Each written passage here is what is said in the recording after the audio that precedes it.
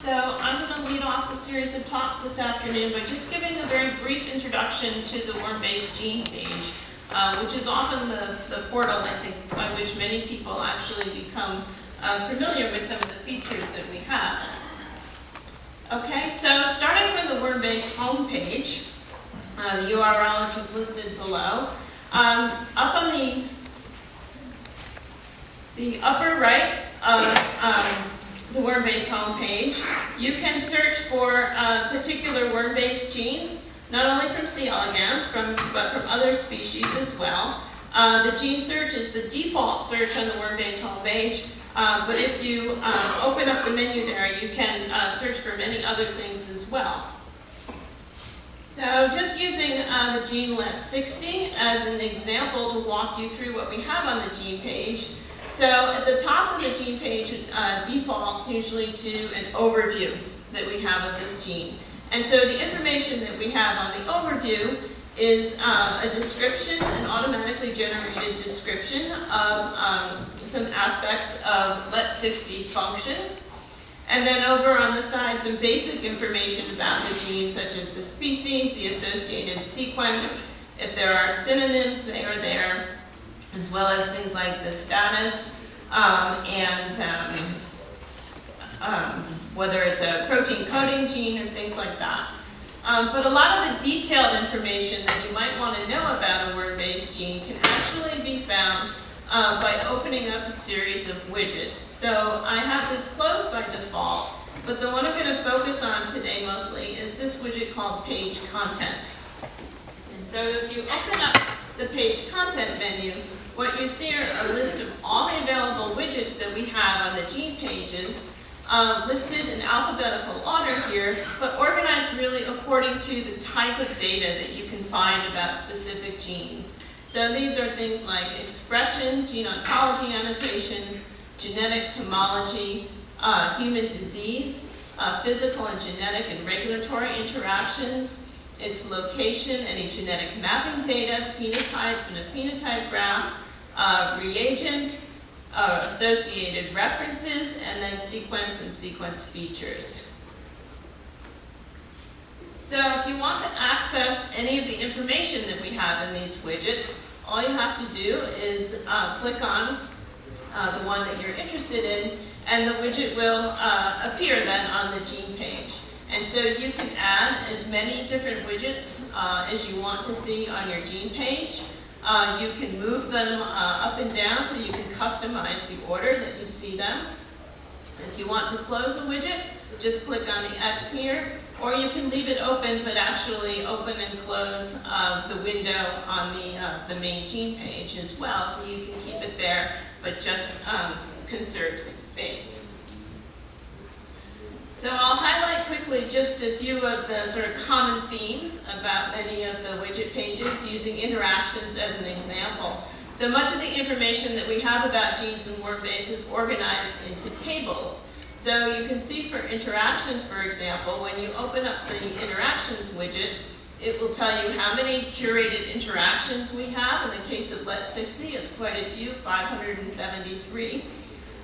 Each of the tables that you see on widgets that have tables, the information can be sorted for each of the columns, and it can also be filtered as well with this search.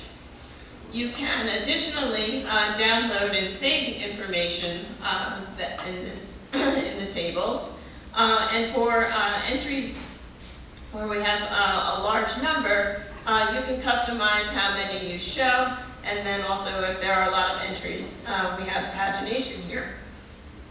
So the widgets are really a great way to start to access information and a way to drill down deeper into some of the details that we have. So for example, on the interactions, we have for Let60 11 different interactions for Let60 and link 1. And if you click on any of these links here, that will then take you to a much more detailed page specifically about that interaction experiment that we have curated in WormBase. So this might actually include the sentence from which the curator took this information, the genes involved, the type of interaction, and additional curatorial marks say specifically what figure in the paper the curator might have been looking at for this information. But basically, more detailed experimental pages are organized in a similar way in that there are widgets here on the side for the page content, and you can open and display as many or as few of those as you might want. So just to quickly highlight a few other things that we have in the widgets. For example, the expression widget contains curated images. So for expression patterns, we have agreements with some of the journals that allow us to actually display the expression patterns, images from the papers. So those are available on the expression page. For the location and sequence features widgets, these provide previews of the Genome Browser, and Scott Kane is going to talk more about JBrowse, the new Genome Browser that we have at WormBase. And then lastly, I just want to highlight another widget that's relatively new.